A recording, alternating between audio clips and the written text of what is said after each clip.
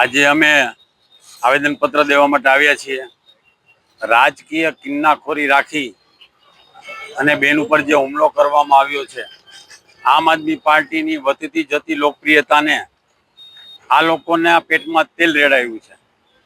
બેન એક વિસ્તારમાં લોકોના પ્રાણ પ્રશ્નોને વાચા આપવા માટે ગયેલા, તો ત્યાંના બુટલેગરોએ એની ઉપર જીવલેણ હુમલો કર્યો। આજે ગઈકાલથી તે મધુરમ હોસ્પિટલમાં દાખલ છે, એમને આઈસીયુમાં રાખવામાં આવ્યા છે। આજે ભાજપ દ્વારા જ, ભાજપના ઇશારે જ આ હુમલો કરવામાં આવ્યો છે। તેના માથાના ભાગે અને ગળાના ભાગે ઘણું એવું લાગ્યું છે એને।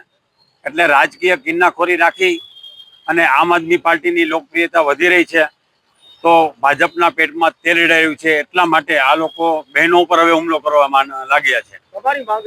અમારી માંગણી એ છે કે આ હરસંઘવી કહે છે કે અમે આવા બુટલેગરોનો અમે વરઘોડો કાઢશું, તો આનો વરઘોડો કાઢો અને આ લોકોને કડક ને કડક સજા થાય એવી અમારી માંગણી છે।